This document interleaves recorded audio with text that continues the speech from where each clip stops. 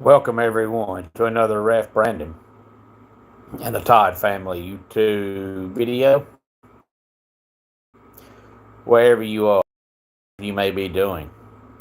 Thank you so much for making Ref Brandon and the Todd Family part of your day. We always greatly appreciate it. If you jump on here live here on this Monday evening, feel free to leave a comment in the comment section down below. Make sure to give the video a like, a thumbs up. If you have not yet subscribed, please do so and share the video on all social media platforms. I know it's during Monday Night Raw for some of you. I know that I'm going to try to not be on here long tonight, but I'll go ahead and do a video just not too long ago. Got done doing my night one of my weekly podcast with my man JJ over on the Greenville Sports Media YouTube channel. We usually do one podcast a week. It's called Wrestling and Racing. If you have not checked that out, please check it out and subscribe to the Greenville Sports Media YouTube channel while you're there. The show is called Wrestling and Racing, and surprisingly, we talk wrestling and racing. But last week we did 2 shows. This week we're going to do 2 shows, and next week it's probably going to be 2 shows because there's so much going on right now. We're trying to break down our bracket. I brought that up last week, but later on this week I want to start taking votes from all you wrestling fans out there as far as, hey, if you had, these 2 guys and these 2 guys in a tag team, and you were the booker, who would you have win the match and why? And I want it to make sense. Take your fandom out of it. Don't vote as a fan of a certain team or as a hater of a certain team. Vote from a business perspective. Hey, if I was a booker, I think it would make the most sense to have this team win, and not say, well, since I like these guys, they win. Don't do that. Take the fandom out of it and just say, hey, if you had a tag team match of, just say, for example, the Usos going up against the Head Shrinkers, who would win and why? And no, the Head Shrinkers are not even on the tag team list. I just thought of them because of the family heritage. I was just giving an example. If you had 2 tag teams against each other, who would win? We'll talk about that coming up later on this week. But tonight's main topic is, can they hang on? We'll get to that in a couple of moments. But first, yesterday we had the Toyota Save Mart 350 from Sonoma. If you're a longtime NASCAR fan, you know that the Toyota Save Mart 350 from Sonoma Raceway has been going on for, I know, at least 30 years. Shane Van Gisbergen comes away with the win. He normally, last year and this year, dominates road courses. But they went to San Diego last week, which was basically a road course, and he was absolutely awful. But he got back on track yesterday, followed by Chase Briscoe, Ty Gibbs, Kyle Larson, and Christopher Bell. And then we had Ryan Blaney, Connor Zilich, Ryan Preece, Michael McDowell, and Alex Bowman rounding out the top 10. And then this weekend we have the Aero 400 from Chicagoland Speedway at 6 o'clock Eastern Time on Sunday. And it's still so funny knowing that it's July 4th week. And for years and years and years, if you're a NASCAR fan, you know that July 4th race was always on the Saturday, July 4th weekend, which this year happens to be July 4th. But it was always the Saturday of July 4th weekend. They were at Daytona in the night race. Hey there, Chris. Glad to have you here on this Monday evening. But they decided to move Daytona to later on in the year. And, of course, if you're going to move Daytona, something has to take its place. I don't think anything is going to feel right to the longtime NASCAR fans because it was July 4th weekend Daytona for seemingly 40 years. So it's definitely going to take a long time to adjust to Chicagoland. If it stays Chicagoland, NASCAR's, notorious for every 2 or 3 years changing the schedule up. So in a couple of years, it might be something else on July 4th weekend besides Chicagoland. But this year it's Chicagoland Sunday, 6 o'clock in the Aero 400. Then we got to talk about TNA's Slammiversary, which took place yesterday. Still got to talk about NXT's Great American Bash this week. Still got to talk about AEW's Forbidden Door this week. But I'm just trying my best not to do all that in one video. It just seems like too much wrestling in one video, too much to recall, too much to talk about in one video, which is why I've been, spreading them out. I talked about Night of Champions yesterday. I'm going to talk about Slammiversary today, and then may talk about AEW tomorrow, and may not do it until Thursday or Friday. But Cedric Alexander beat Amazing Red, Fabian Aichner, Frankie Kazarian, Casey Navarro, Leon Slater, and Mr. Elegance to retain the X Division Championship. Elijah beat AJ Francis.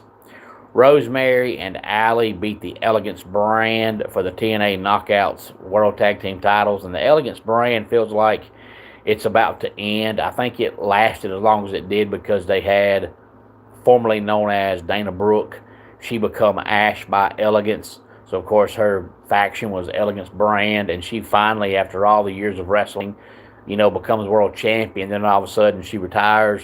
And it just seems like without her, the Elegance brand just ain't the same thing.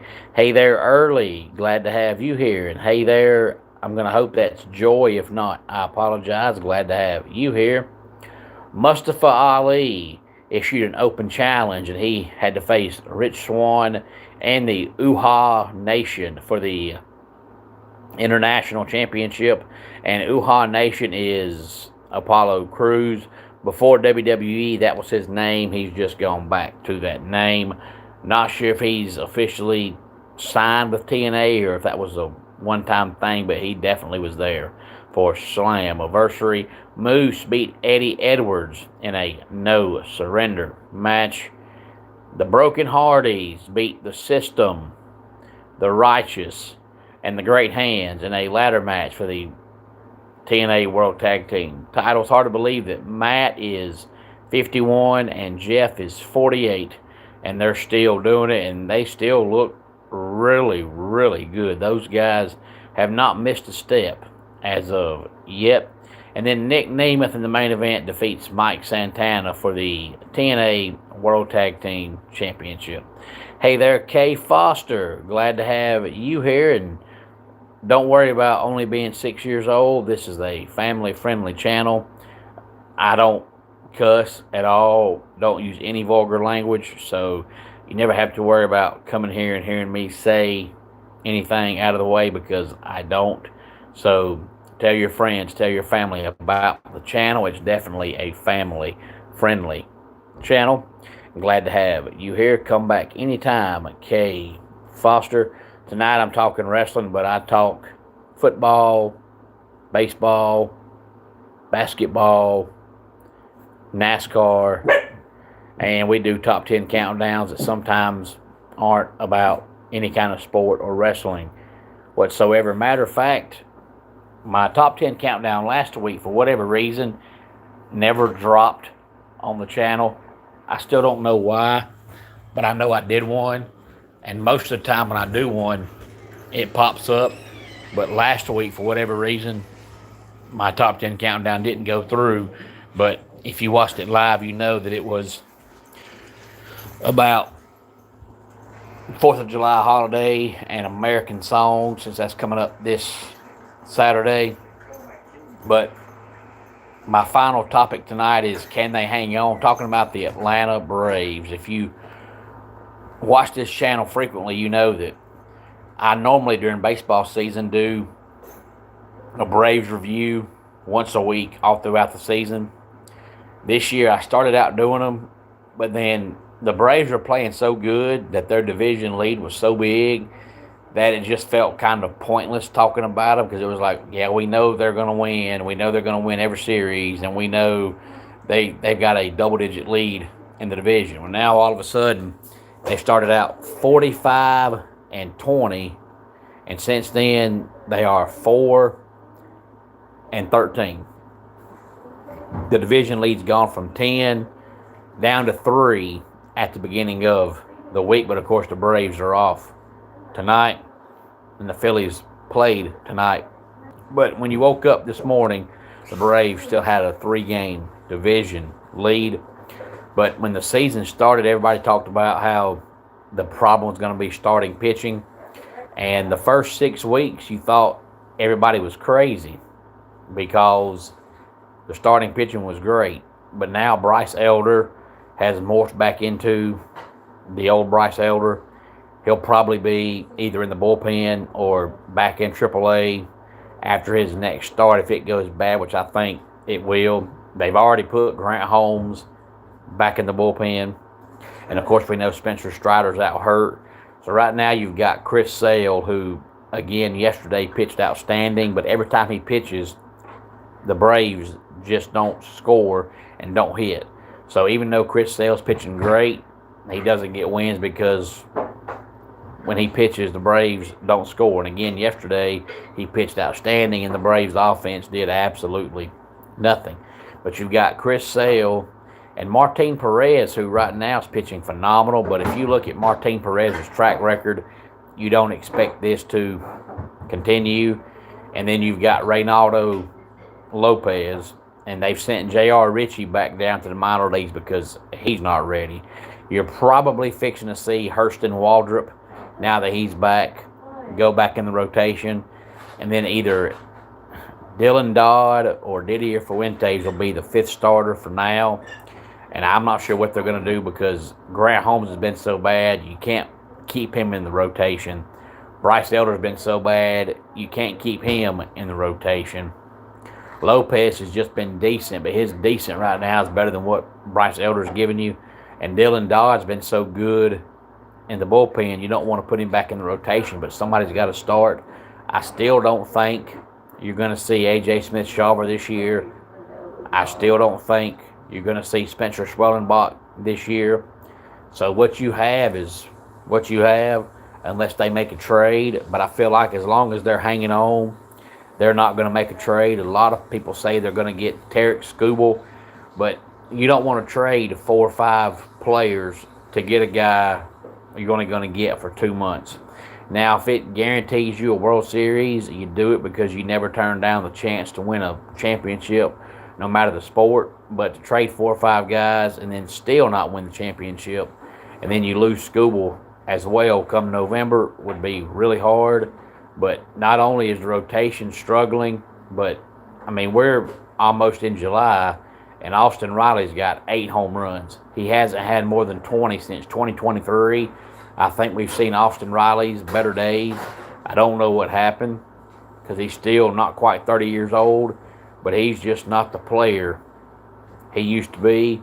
And Acuna's still out, and since Drake Baldwin came off the injury list, he is like 2 for 40. He has been absolutely awful. So right now, the defense is playing good for the most part, but the bullpen is struggling right now because Robert Suarez, who's been amazing this year, is on the injured list. The rotation is struggling, and you're not scoring. So when the bats aren't batting and the pitchers aren't pitching and the fielders aren't fielding, it's not going to be very good for you, which is why the Braves have gone 4-13 in their last 17 games. I do expect the bats to eventually come around. I'm more worried about the rotation because since I don't think you see A.J. Smith-Shawver and I don't think you see Spencer Schwellenbach this year, and you can't keep Holmes in the rotation and you can't keep Elder in the rotation, but you've got to have 5 starters. They've got to find a starter somewhere. J.R. Ritchie is just not it. He's just not ready. So let's hope that Hurston Waldrop can go back in the rotation and be good. And let's hope that either Dylan Dodd or Didier Fuentes can go back in the rotation and be good. The only problem with either one of those guys going back in the rotation is now with Robert Suarez being out, if you put either one of those guys in rotation, then you become 2 arms short in the bullpen. And you can put Elder in the bullpen, but Elder just doesn't throw hard enough, in my opinion, to be a long-term bullpen answer. You can't come out of the bullpen in the 7th inning and throw 91. Not this day and time in baseball. And Bryce Elder just doesn't have a put-away pitch.